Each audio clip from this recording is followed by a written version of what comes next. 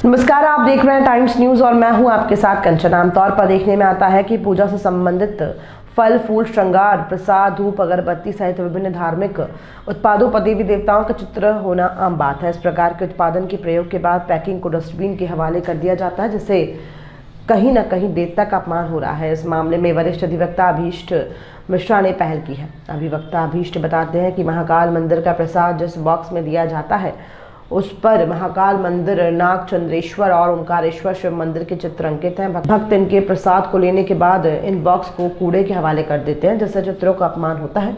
ऐसे अन्य उत्पादों पर भी देवी देवताओं के चित्र होने से उनका अपमान होता है। इस मामले को लेकर अधिवक्ता अभीष्ट ने महाकाल मंदिर समिति, मुख्यमंत्री और प्रधानमंत्री नरेंद्र मोदी को भी शिकायत की प्रति भेजी है। सर्वप्रथम तो मैं यह बताना चाहता हूँ कि विश्व प्रसिद्ध राजधिराज बाबा श्री महाकाल जो 12 ज्योतिर्लिंगों में से एक स्थित है और उज्जैन में बाबा महाकाल जो है स्थापित है, तो वहाँ पर जो भोग प्रसादी बनती है, देखेंगे आप लड्डू का जो भोग प्रसादी रहती है वो बड़ी ही दिव्य एवं बड़ी ही स्वादिष्ट भोग प्रसादी है। परंतु देखा जाए तो जो उसकी पैकेट है, जो पैकेट में वो भोग प्रसादी का निर्माण होता है और वो हम लेते हैं, तो उसमें बाबा महाकाल का शिखर दर्शन का चित्र है, वहाँ पर ओंकारेश्वर महादेव जो नीचे उसके चित्र का है पर, और उसमें नाग चंद्रेश्वर जी जो मध्य में स्थित हैं उनका भी चित्र आता है।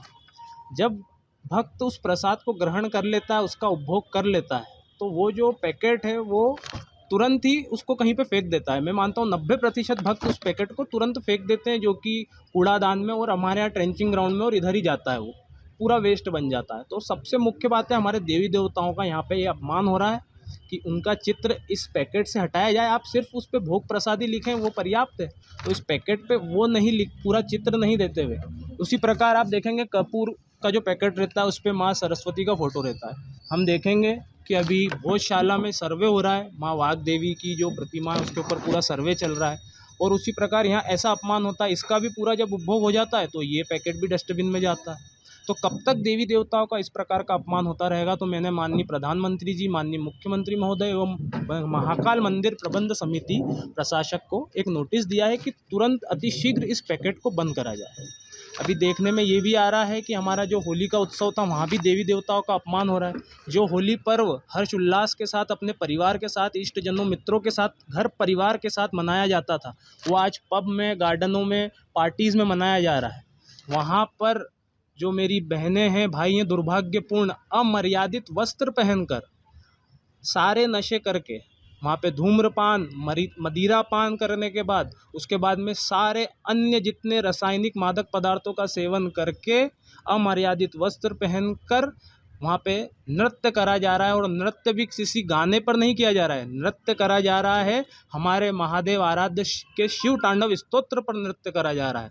वहाँ पर माँ जगत जननी महिषासुर मर्दनी के स्तोत्र पर नृत्य करा जा रहा है। अरे आपको गाड़ी चलाने को दिया, आपको लाइसेंस की पात्रता है कि आप गाड़ी चला सकते हैं, लेकिन आपका ये भी कर्तव्य और अधिकार बनता है कि आपकी गाड़ी चलाने से किसी को हानि न हो। उसी प्रकार आप जो कर रहे हैं, आपको डांस करना है, सब करिए, परंतु हमारे धर्म का उपहास तो मत उड़ाइए, हमारे देवी देवताओं का उपहास तो मत उड़ाइए, इतना तो वो मत करिए। और हम स्वयं ही हमारे धर्म का उपहास उड़ा रहे हैं।